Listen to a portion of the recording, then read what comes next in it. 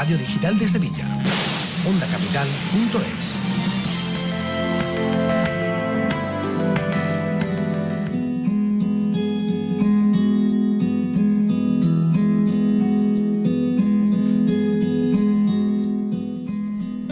Recuerdo cuando tenía 9 o 10 años que estaba en la playa con mis padres y estábamos viendo un partido de fútbol. Lo veía por la tele y lo estaba escuchando por la radio. El narrador, en un momento dado, dijo: vamos a abrir los micrófonos, vamos a abrir los teléfonos para que puedan llamar los niños y puedan narrar una parte del partido. Mi padre me miró y me dijo: ¿tú quieres? Y yo dije: sí. Se me encendió el corazón, se me encendió el alma. Entonces nos dimos cuenta de un problema. En el apartamento no había teléfono y había que bajar a la recepción. Y en la recepción no había televisor. Entonces ese niño se quedó con las ganas, se quedó muy herido, con la necesidad de haber hablado en la radio. Hoy, en Onda Capital, muchos años después, le estoy dando un gran abrazo a ese niño que fui.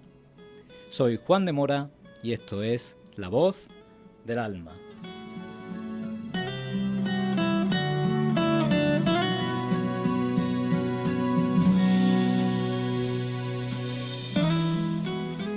Y aquí empieza esta aventura que se llama La Voz del Alma, donde vamos a buscar el crecimiento personal, el crecimiento espiritual. Vamos a hablar de la vida con mayúscula, de las cosas que nos ocurren a todos, que a todos nos afectan, en lo bueno, en lo malo. Y bueno, no tenemos más expectativa que la de transmitir desde ese crecimiento, desde ese alma, desde esa esencia, sobre la vida y sobre la vida también de nuestros invitados. Y hoy me acompaña un invitado que es muy especial para mí. Ha sido una persona que me ha ayudado mucho en mi crecimiento personal, que ha estado a mi lado en muchas ocasiones y que además me ha dado voz en su programa muchas veces y eso me ha dado el gusanillo también de la radio. Él es psicoterapeuta, tiene la jefatura del Instituto de Inteligencia Emocional, dirige su propio espacio terapéutico y formativo que lleva su nombre y tiene un programa en esta casa, en Onda Capital, que se llama El Despertador 2.0 y que dirige con maestría. Vamos a ver si estamos hoy a la altura del maestro. Esteban Vázquez, buenas tardes. Buenas tardes, Juan de Mora. Felicidades por esta singladura que empiezas ahora y estoy seguro de que va a ser para regocijo tuyo y de toda la gente que te siga. Pues muchas gracias por la felicitación y también ¿se me escucha?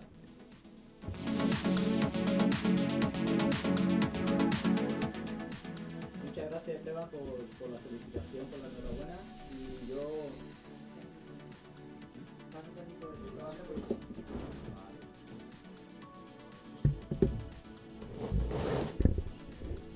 Juan, esto tenía que pasar. Porque también hay que aprender a gestionar el que de repente te quedes sin micrófono. Esto es maravilloso, que el primer programa me vea yo aquí hablando y no me Esto escuche. es una metáfora de la vida, pero todo tiene solución, ya ves. A veces bueno, hay que dejar la zona de confort y moverse para que se nos pueda escuchar bien la voz. Mira, nos viene muy bien al pelo por el programa, ¿no? Esto es la vida, ¿no? Esto es la vida que cuando menos no lo esperamos nos cambia las tornas, nos cambia las cosas, ¿no? Bueno, te decía, recupero un poco, que muchas gracias por la bienvenida. Yo quería estrenar este espacio contigo, creo que era de recibo hacerlo contigo y creo que le vamos a aportar mucho a las personas sobre lo que son las heridas de la infancia.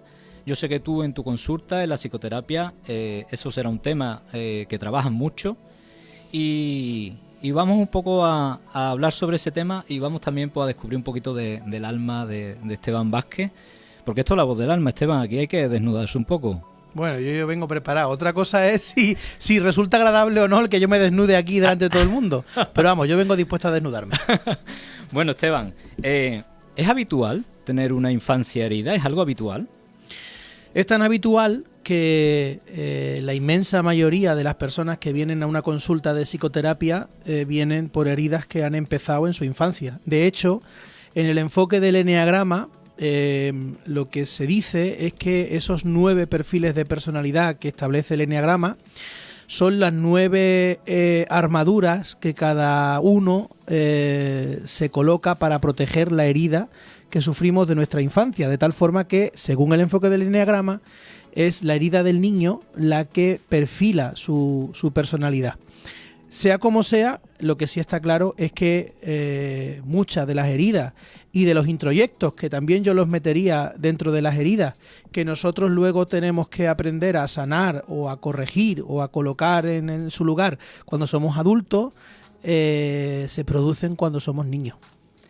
¿Y en qué le afecta al adulto, ¿no? Al adulto ya arrastrar esa herida de la infancia. ¿En qué ves tú que le afecta más en su vida? Bueno, a mí me gusta poner un ejemplo que es, imagínate que en una casa de campo, de repente un muro cae sobre la casa y dejamos que el tiempo pase. Conforme va pasando el tiempo, sobre ese muro empieza a crearse una capa de polvo, de tierra, que cada vez se hace más espesa, más espesa, más espesa, hasta el punto de que si pasa el tiempo necesario, se puede convertir en una montaña que incluso puede tener su propia vegetación. De hecho, todos recordamos aquellas imágenes, y de hecho invito a la gente a que busquen en Google las imágenes del templo de Chichén Itzá en México, o de tantas y tantas pirámides que antes de que se limpiase y se quitase esa capa de tierra parecían un monte, una montaña, ¿no? Bueno, pues eso es un poco lo que hacen las heridas, ¿no? Esas heridas se quedan en nuestra vida, moldean nuestra personalidad, y conforme vamos creciendo, la personalidad lo que trata es de integrar esa herida, integrar ese enfoque, esa experiencia como parte de nuestra estructura, y por tanto crecen con nosotros. De ahí que a lo mejor un niño que no fue lo suficientemente atendido de pequeño, de adulto tenga un rasgo de personalidad determinado que trate de paliar o de equilibrar esa cuestión. Me viene mucho, tú has puesto ese ejemplo, y a mí me viene mucho el ejemplo de las capas de una cebolla, ¿no? Cómo tenemos que ir quitándonos capas que nos hemos ido poniendo nosotros mismos, ¿no? A modo de defensa, de protección, y también capas que nos ha ido poniendo la sociedad, ¿no? Que nos obliga a comportarnos de una determinada manera, y tenemos que ir pelando esas capas, ¿no? Porque ahí en el centro es ahí donde encontramos la esencia verdadera de la persona, ¿no? Y yo siempre digo que cuando somos niños traemos lo más puro, ¿no? Del espíritu, ¿no? Traemos nuestros dones, traemos nuestros talentos. ¿Tú crees que es así?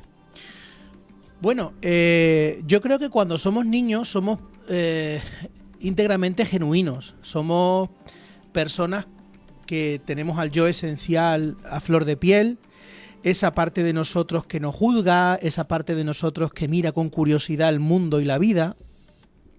Y conforme vamos creciendo, esa perspectiva la vamos, como tú dices, ¿no? Tapando con capas de nuestra personalidad. La palabra personalidad viene del griego prosopon, que significa máscara.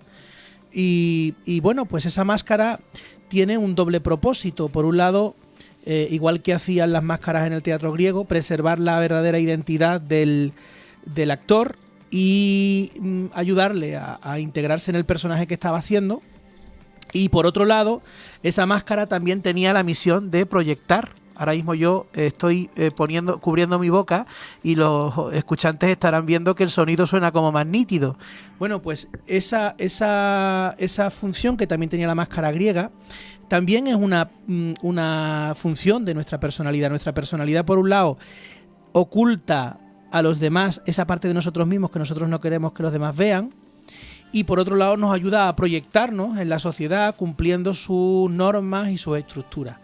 Entonces, evidentemente, a lo que me estabas comentando, claro que cuando somos pequeños no tenemos esa necesidad de complacer y de cumplir las expectativas de nuestra familia y de nuestra sociedad. A medida que vamos creciendo, ya vamos necesitando formar parte de la sociedad. Hablamos socialización, ¿no? Dejando de ser un poco más nosotros mismos y siendo un sujeto más perteneciente a una sociedad. Eso tiene sus ventajas, pero también tiene sus inconvenientes. Sí, acorde a lo que comentas, ¿no? Me acuerdo de ese concepto que decía Carl Jung de la sombra, ¿no? Cómo metemos en la sombra, ¿no? En la parte ahí oscura lo que no nos gusta, lo tapamos, no lo mostramos, lo ocultamos al mundo, lo que conlleva un esfuerzo, esconder, ¿no? Esconder ahí que no se vea los miedos, que no se vea lo que tú crees que es oscuro en ti. Y cómo hay que hacer después un trabajo de integrar esa sombra, ¿no? De verla, de atreverse a entrar en ella, de atreverse a entrar en los miedos, de atreverse a abrazar lo que no nos gusta de nosotros mismos, ¿no? Y esto viene muy al tema, ¿no? Muy al tema de la infancia. ¿Cómo actúa el adulto que está...? Porque habrá, digo, niveles de herida. Habrá quien esté un poquito herido en su infancia o habrá quien esté muy herido. ¿Cómo actúa el adulto que está muy herido, que arrastra una herida muy profunda de su infancia? Pues para responder a esta pregunta, a mí me gustaría recomendar a tus seguidores un libro que de seguro tú conoces y la inmensa mayoría de la gente que nos escuche probablemente también. Es un libro que se lee en un fin de semana porque es un cuento para adultos muy cortito y que se llama El caballero de la armadura oxidada. Esa armadura que todos nos colocamos, que antes hemos dicho, es lo que conocemos como personalidad. Evidentemente, decíamos antes, en función de esa herida, tiene un grosor, un espesor y un peso distinto, ¿no? Cuando estamos muy heridos, somos tremendamente reactivos. Reactivos significa que prácticamente nuestra conducta tiene que ver con un agente externo que la motiva. Y al ser reactivos, somos esclavos, porque dependemos de ese impulso, de ese estímulo que nos viene de fuera. De esa forma no somos completamente dueños de nosotros, no nos autogobernamos, sino que estamos constantemente respondiendo a esos elementos de fuera que por miedo a que nos vayan a dar en la zona herida, incluso a veces tratamos de declarar las guerras preventivas. Cuando una persona se trabaja y el camino del crecimiento personal va en esa línea, en la línea de reconocer cuáles son las heridas que hemos ido viviendo. Algunos dicen las heridas del alma, pero el alma no se hiere. Lo que se hiere es el cuerpo y la mente. Eso es lo que se hiere. El alma es la principal herramienta que tenemos para salvar y para curar esas heridas. Pues cuando uno emprende ese camino de crecimiento y empieza a sanar sus heridas, dejamos de ser reactivos y nos convertimos en proactivos. Es decir, ya la conducta proviene de la creatividad, proviene incluso, podríamos decir, y creo que nadie se asustaría de los que nos están escuchando, de la fe. Proviene de algo mucho más profundo, que incluso aunque la conducta a veces sea ilógica, uno desde dentro sabe que tiene que hacerla. Y cuando la hace, aprende. Da igual si sale bien o sale mal, pero aprende. Y de hecho a eso hemos venido aquí, a aprender. No hemos venido a vivir. La vida no es lo más importante que tenemos. Lo más importante que tenemos es la capacidad, la oportunidad de aprender, porque para eso hemos vivido, para eso hemos decidido vivir. Y ese camino del aprendizaje es el que tiene que ver con esto que estamos hablando hoy. Esa es la oportunidad que nos da la vida, ¿verdad? Experimentar. Yo siempre digo que la vida es un campo de entrenamiento maravilloso.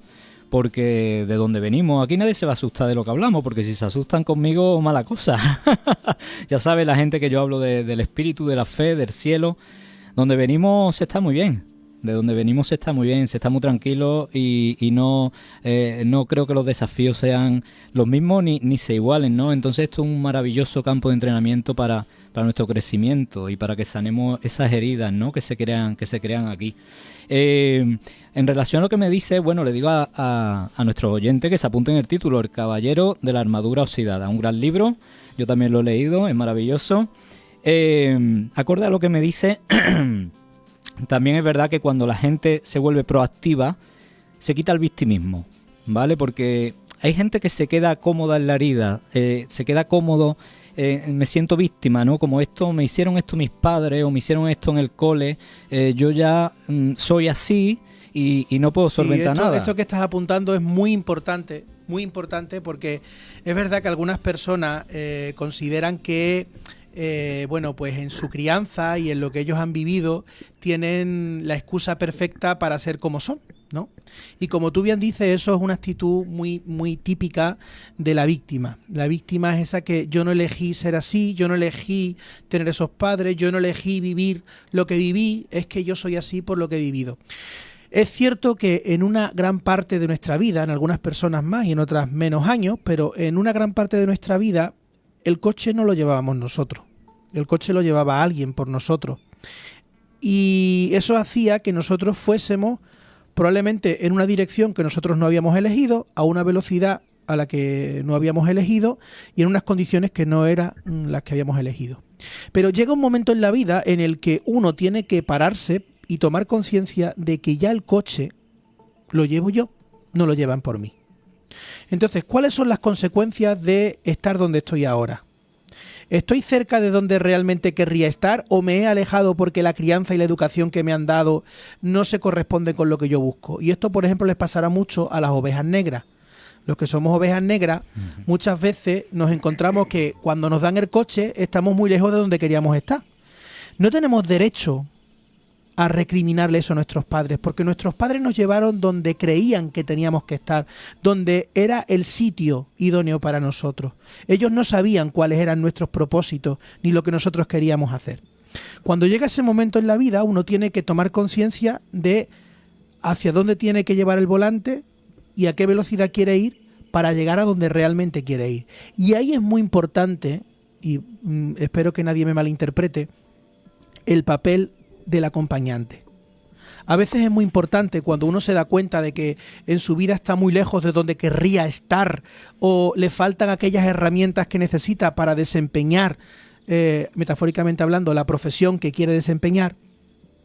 Ahí es muy importante tener una referencia externa, un acompañante en forma de terapeuta o en forma de psicoterapeuta o de psicólogo o de psiquiatra o como quieran. Bueno, los psiquiatras, por desgracia, quizás necesitan todavía aprender mucho más para convertirse en buenos acompañantes. Pero ahí es donde es importante que la persona busque esas herramientas fuera, porque lo que tiene, la estructura en la que ha crecido y en la que se ha desarrollado, carecía de esas herramientas que necesita. Yo creo que hay que tener la humildad de dejarse ayudar, porque muchas veces nos cerramos en nuestras heridas, en el yo soy así, y hay que tener esa humildad porque la vida va a fluir más fácilmente si nos dejamos ayudar, si nos dejamos aconsejar por la gente que sabe, por la gente que... Sí, y permíteme un pequeño matiz con el yo soy así. Yo estoy así, porque somos algo mucho más grande. Una cosa es cómo estoy en un momento determinado de mi vida y otra cosa es lo que soy. Hablabas antes de desnudarnos, ¿no? Bueno, pues vamos a desnudarnos. Yo hace, el año 2000, yo estaba en un seminario y iba porque creía que mi vocación era la de ser cura. Y estuve 5 años en ese seminario. En esos 5 años que estuve en el seminario, yo llegué a atender a una persona que era el hermano de una amiga mía, que venía una vez por semana allí al seminario a verme, porque con 18 años él dijo que era gay y yo estaba tratando de disuadirle de que fuese gay. Bueno, pues hoy en día la persona que me acompaña en la vida y de la que estoy enamorado es un hombre. Entonces, ¿qué pasa? ¿Que soy algo distinto? No, soy el mismo. Lo que pasa es que me he quitado capas de la cebolla. Así era como yo estaba antes y así es como yo estoy ahora. No nos olvidemos que estamos hablando de la personalidad, no de la esencia. Y el atreverse, el atreverse, el ser valiente, el buscar el camino de la sanación, el saber que cuando estamos mal, pues la vida parece que está mal con nosotros, y no es que la vida esté mal con nosotros, sino que estamos nosotros un poco desubicados dentro de lo que somos.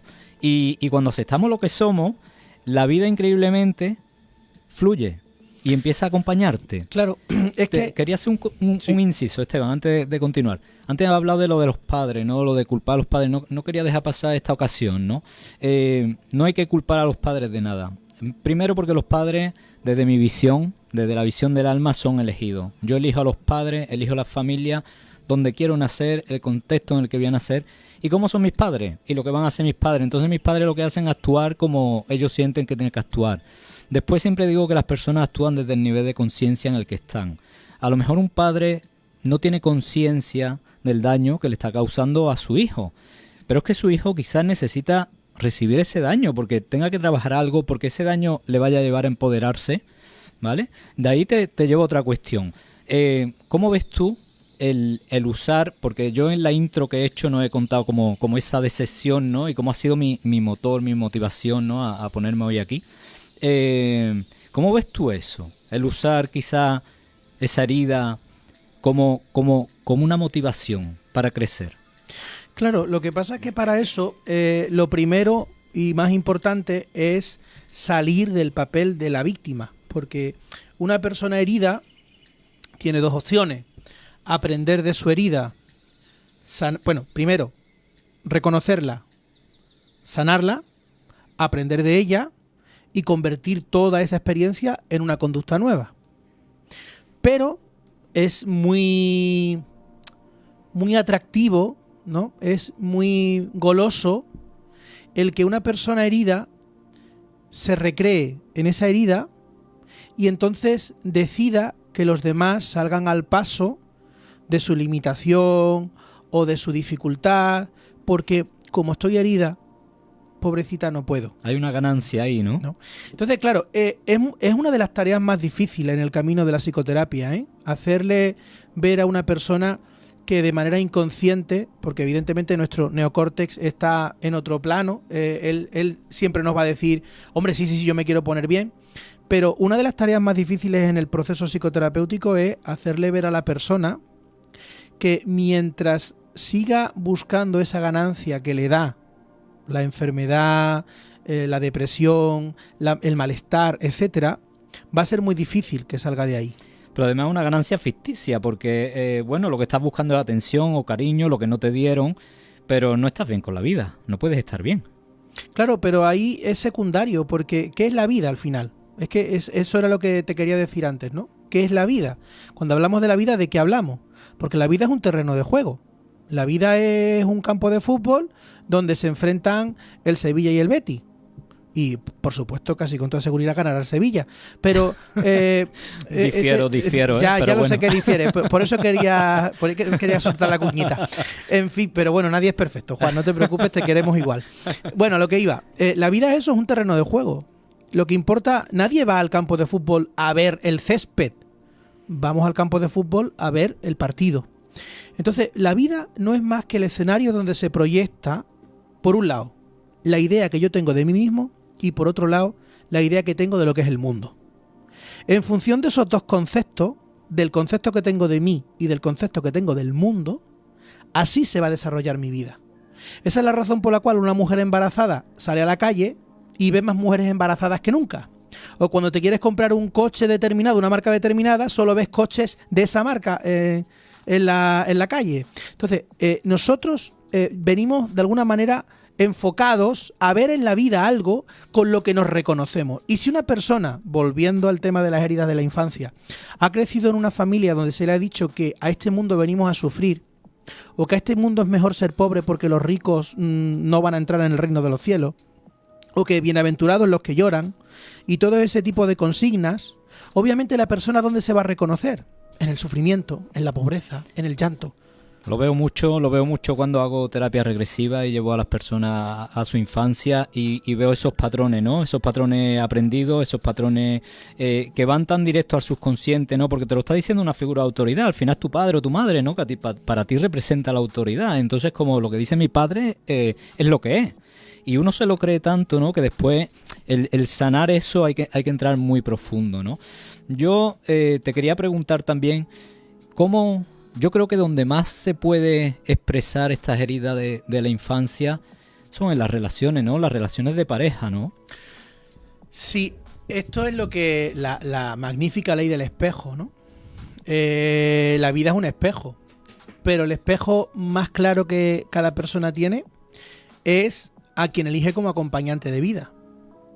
Entonces, claro, nuestros acompañantes de vida son el mejor espejo en el cual podemos mirar aquellas cosas que no soportamos en nosotros mismos, aquellas cosas que creemos que tienen que ver con el cómo debemos comportarnos y cómo debemos de ser.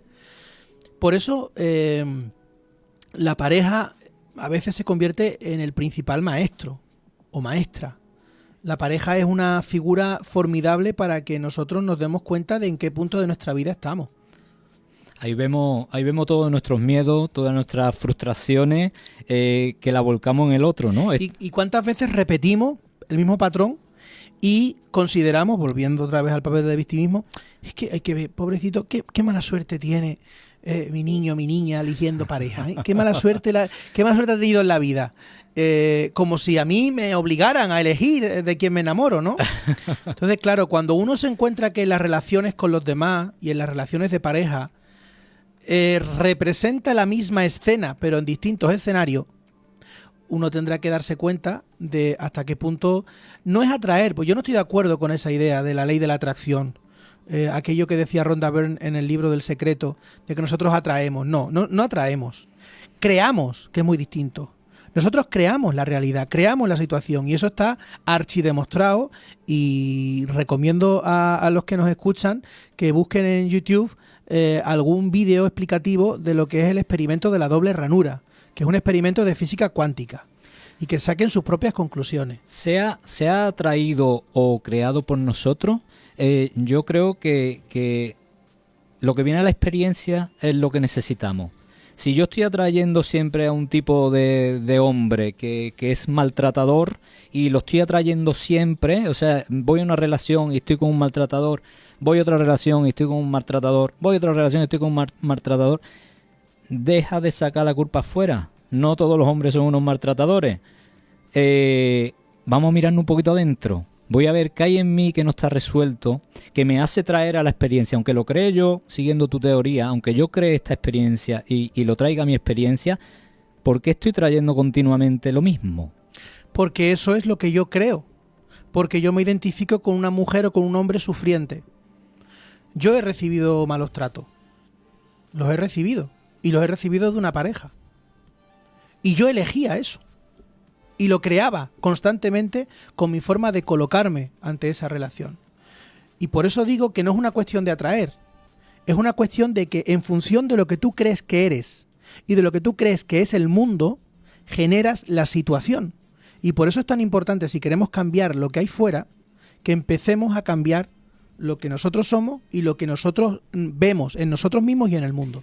Me parece maravilloso, Esteban. Estoy disfrutando muchísimo este compartir contigo. Nos vamos a ir a nuestros patrocinadores y ahora continuamos. Bien. La radio que puedes escuchar y ver en directo. Ondacapital.es.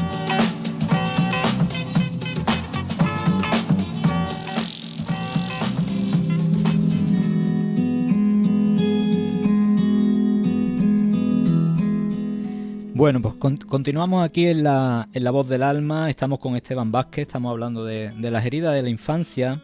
Mira, Esteban, yo he seleccionado 5 heridas que me han parecido importantes y te las voy a mencionar para que tú le des un pequeño apunte a nuestros oyentes.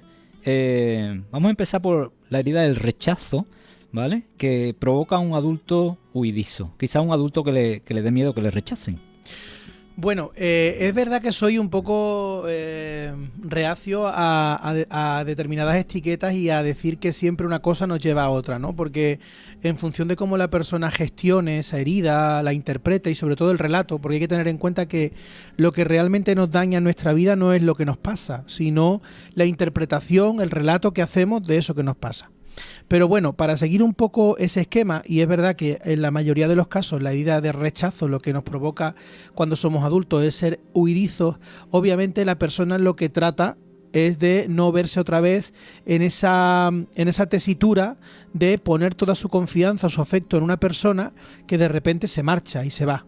Entonces son personas que pueden presentarse como gente fría, gente que no conecta con su emoción, gente que no viene para quedarse, sino que está un tiempo determinado, ¿no? Pero como que no me comprometo del todo, no vaya a ser que me vuelvan otra vez te vayas ahí cuando más te necesito. Lo he visto en algún paciente, ¿no? En la consulta, el decir, yo abandono a todas mis parejas. Porque en el momento que yo veo que la cosa se tuerce un poquito, es como no. Y en algunos casos no cuando se tuerce, sino cuando la cosa se pone más seria. Es decir, cuando la relación empieza a consolidarse, me retiro, no vaya a ser que me pase otra vez el que te vas cuando más te necesito. Muy bien. La siguiente herida que tengo aquí en la lista es la herida de abandono. Aquí nos habla de que crea adultos pues con mucha dependencia emocional.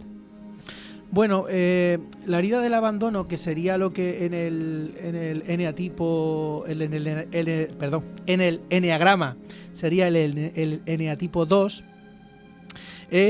yo creo que es una de las heridas más habituales en el niño, porque a veces un niño se siente abandonado simplemente porque sus padres se van de viaje y lo dejan con la abuela, y ya eso el niño lo ve como un abandono total, ¿no? Entonces, claro, ese niño va a intentar hacerse indispensable para los demás. Cuando sea adulto, se va a convertir en alguien muy servicial, alguien que siempre va a estar al servicio de los demás. Se va a tratar de convertir en alguien muy importante. ¿Para qué? Para que si yo me hago importante en tu vida, así me garantizo que no me vas a volver a abandonar. Al final lo que estás haciendo es buscando amor, ¿no? Efectivamente. Bueno, la siguiente herida que tengo aquí es la herida de la humillación. Y nos dice aquí que esto provoca un adulto masoquista, ¿no? Que se daña a sí mismo. No siempre. De hecho, en muchos casos, la humillación de pequeño lo que hacen es que en el adulto se comporte de una forma muy hierática, muy autoexigente, muy de alcanzar éxitos, pero desde un punto de vista muy racional. Nunca va a tener bastante, siempre va a querer más, ¿no?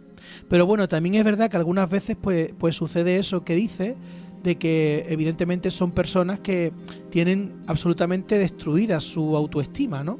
Entonces, esa capa de protección de la que hablábamos antes siempre va a ir en la línea de querer aparentar una cosa distinta a lo que soy, ¿no? Querer ser exitoso aunque por dentro me siento un fracasado. Y qué importante es la autoestima para conducirnos por aquí, ¿no? Porque, claro, una persona puede tener unos valores increíbles, puede tener unos dones increíbles, pero cuando no se autovalora, cuando no se ve así a sí mismo, pues es una pérdida, porque hay gente con talento maravilloso que no es capaz de verse. De todas maneras, el problema de la palabra autoestima, Juan, es que es una palabra que está muy denostada.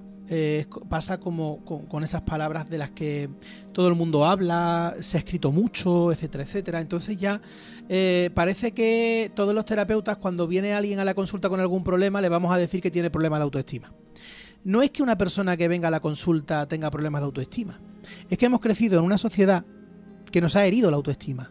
O sea, nuestros valores sociales tienen cosas buenas, tienen cosas malas. Una de las cosas malas que tiene el modelo social en el que nosotros vivimos es que, como somos una sociedad que piensa que el otro es más importante que yo, que hay que darse a los demás, porque eso está muy bien visto y está muy aprobado por nuestra sociedad, pues de serie venimos con carencias en la autoestima.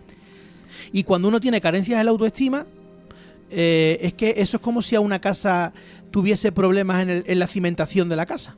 Primero tenemos que arreglar la cimentación de la casa y luego ya nos metemos en las habitaciones. Sí, es muy común.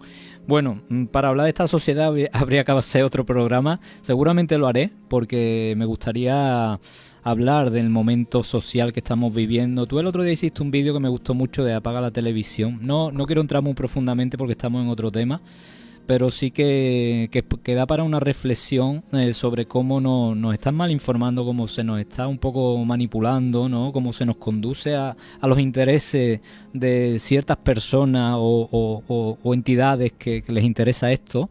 Pero bueno, no me quiero desviar mucho del tema, ya te digo que me pareció muy, muy interesante.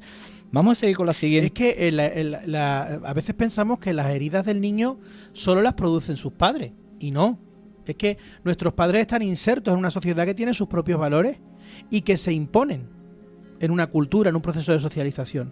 Entonces, es muy importante que nosotros seamos capaces de estudiar cuáles son los valores fundamentales en los que, valga la redundancia, se fundamenta nuestra cultura, para saber hasta qué punto esos introyectos de los que hablábamos antes nos han venido por nuestra sociedad. Y a lo mejor uno se da cuenta de que ciertos valores de nuestra sociedad van en contra de que cada individuo pueda desplegar sus alas en libertad. Totalmente. Y eso también hay que reconocerlo. Totalmente. A veces da la sensación, y no solo una sensación, ¿no?, de que socialmente no interesa, ¿no?, que la gente despliegue sus alas. es mejor tener gente servicial como ovejas que sigan una línea, ¿no? Pero ya te digo que no me quiero desviar mucho porque se nos va el tiempo y esto de la herida de la infancia es muy interesante. Lo dejamos para otra. Lo dejamos para otra. Otra herida que tengo yo aquí apuntada es la herida de traición, ¿vale? Y da un adulto, según esto, controlador.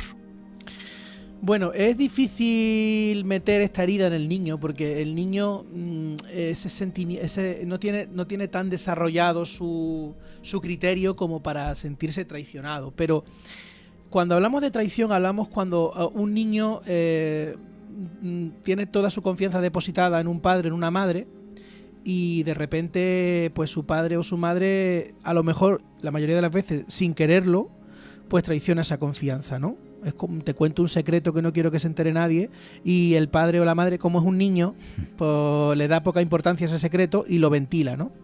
Claro, eso hace que el niño no pueda confiar en nadie más, porque si mi padre que ha puesto el sol en el cielo y mi madre que ha puesto la luna en el cielo me traicionan, ¿quién no me va a traicionar?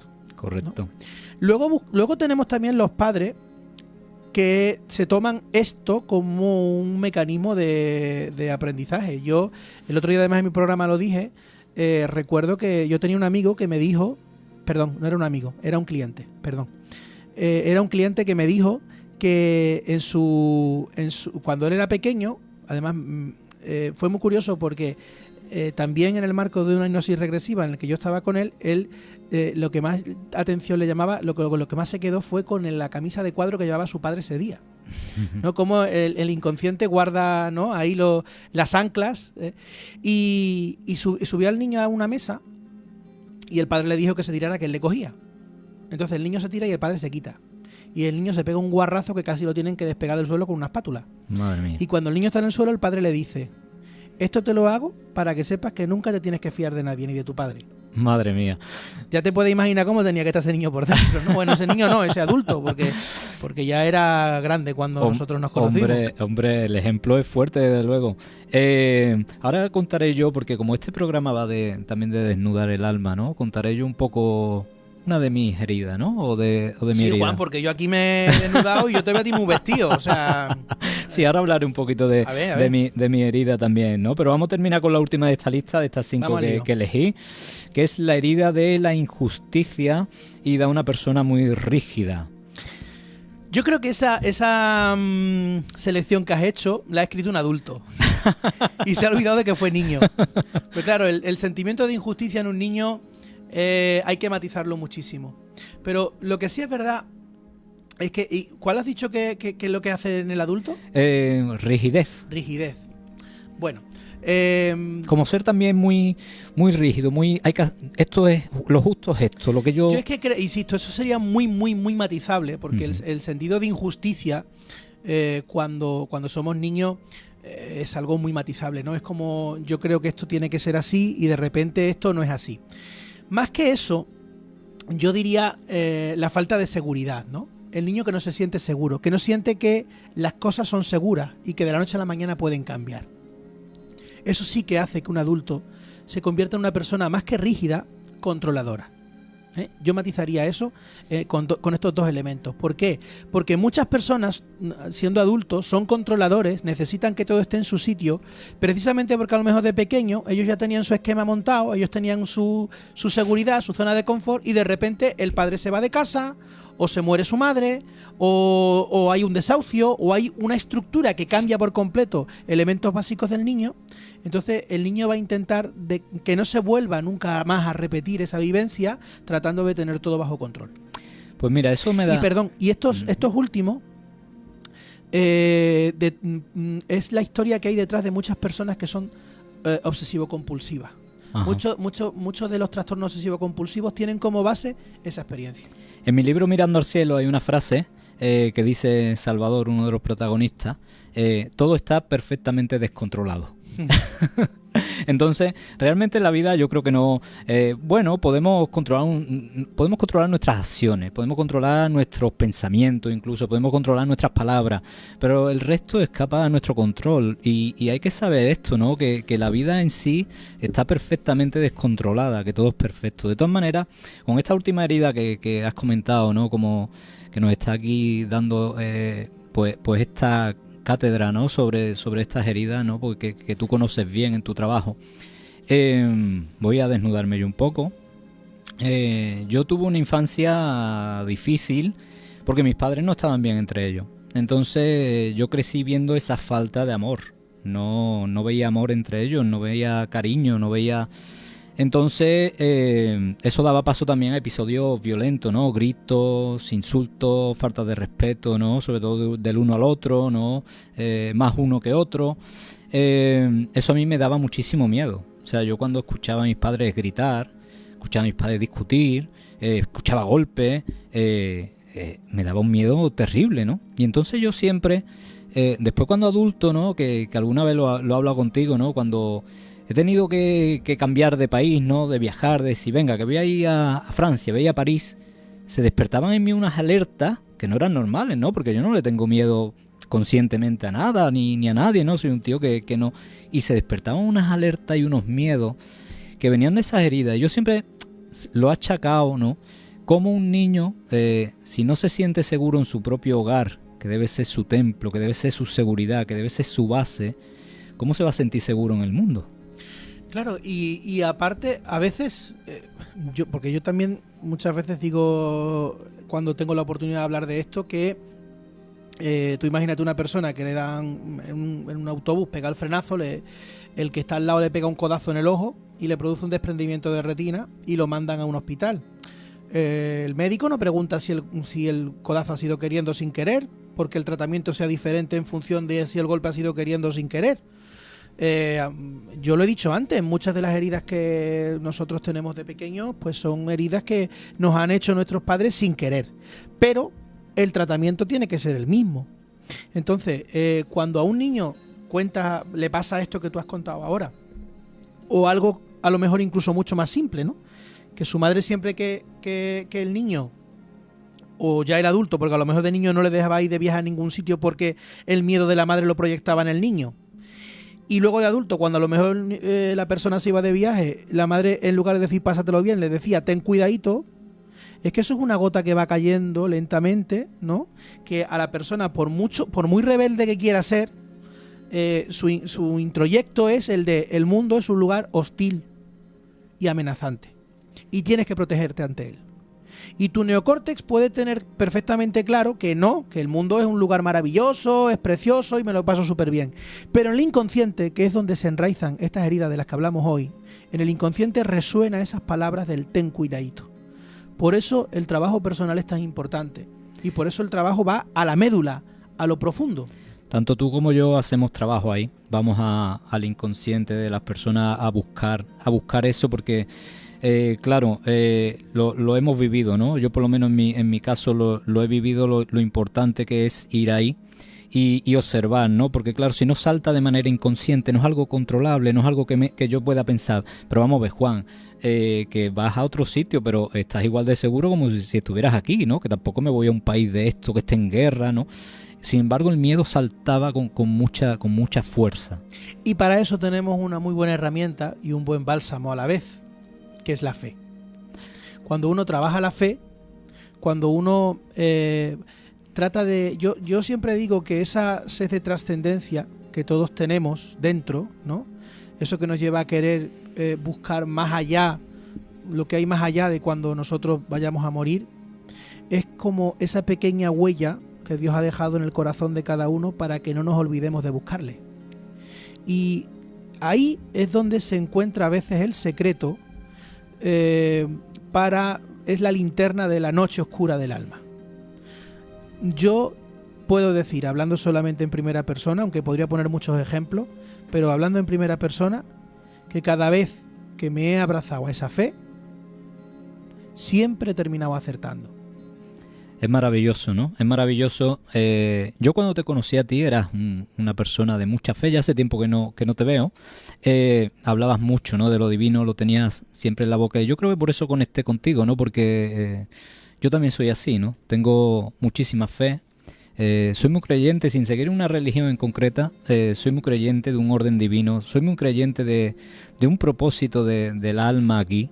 Y eso a mí muchas veces me ha salvado, ¿no? Cuando aparecían esos miedos, es decir, no, Juan, tú estás aquí para algo, has venido aquí a cumplir un propósito para tu alma y para las almas que se encuentren contigo, y eso me ha dado siempre mucha fuerza. Yo a veces hablo de la fe básica también, la fe del que no cree. Y para mí la fe básica, la fe del que no cree en Dios o en el más allá, es el que tomes conciencia de que lo que tú estás viendo ahora mismo es un árbol que tiene delante de las narices y que te impide tener una perspectiva del bosque. Entonces, a veces la fe no tiene por qué traducirse en la fe en un Dios o en un orden sobrenatural, que en mi caso siento que la tengo. Pero no tenemos que imponer a todas las personas que tengan que tener esa fe. A veces la fe empieza por que tengas en cuenta que tú solamente estás viendo una perspectiva de todo un paisaje.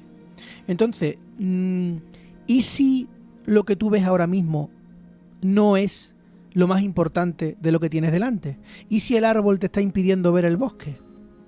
A veces hay que dar el salto al vacío con esa conciencia de que si mi corazón me lo está diciendo, si las señales me lo están diciendo, si todo me está apuntando a que tengo que lanzarme y lo único que me frena es la razón, que por otra parte solamente puede operar con datos que ya haya aprendido, porque la razón no puede operar con datos de futuro, ten fe en que igual te estás perdiendo parte de ese paisaje que tienes delante. Y termino.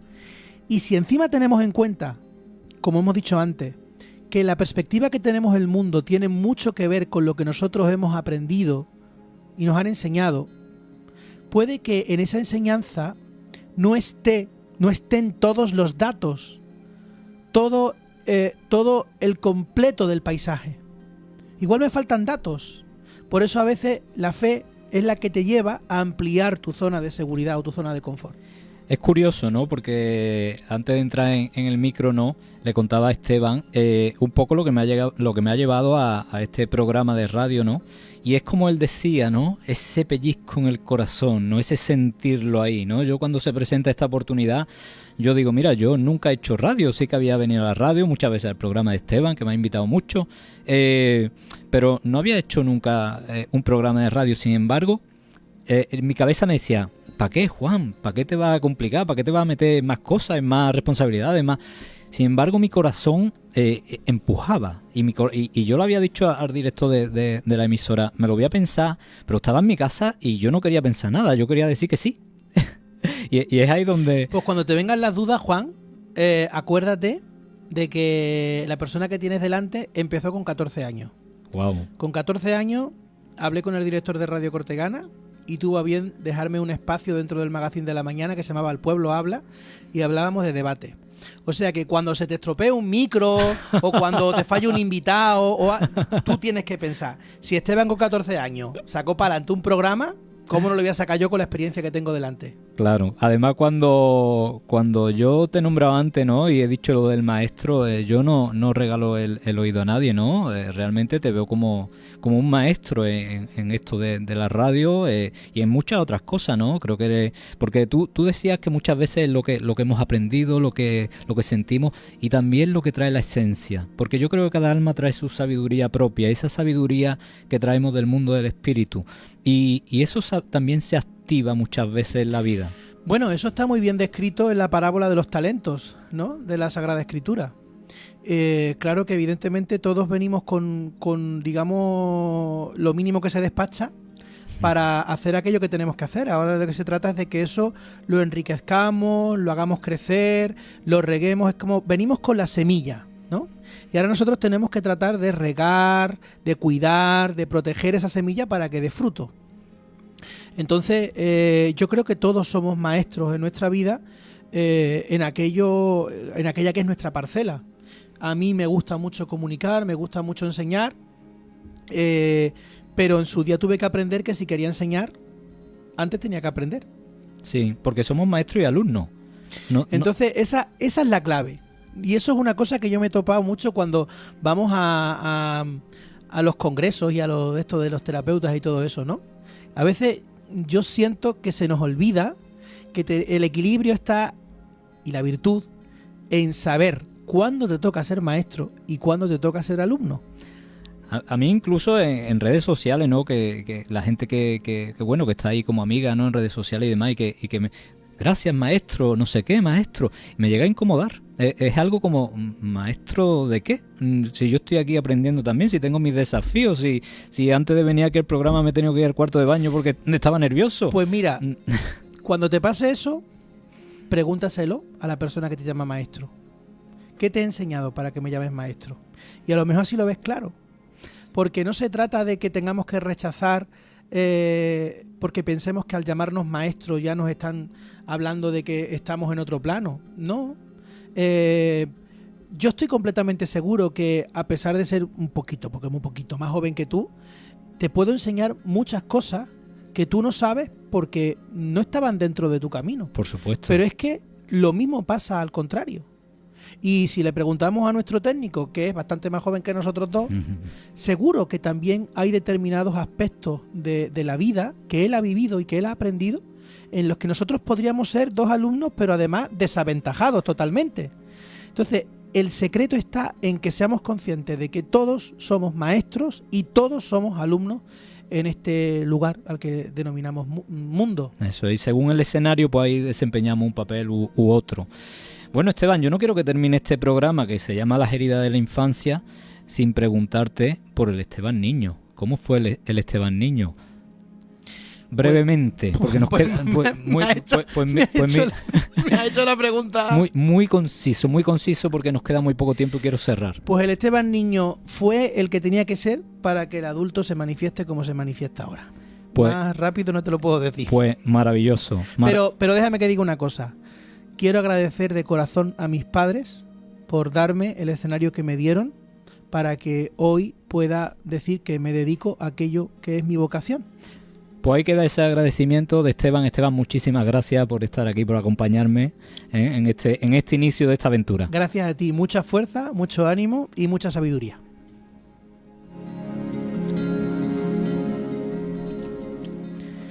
Bueno, pues hemos hablado de las heridas de la infancia, de lo importante que es el ser valiente, el ser proactivo, el no quedarse en el papel de víctima. Todos hemos pasado por algo, todos lo hemos pasado mal, no nos podemos quedar a vivir en la herida eternamente, tenemos que tomar iniciativa y si no podemos nosotros solos, pues apoyarnos en personas como Esteban, como yo mismo, en personas que te pueden acompañar, que te pueden ayudar. Y este mensaje también para los padres.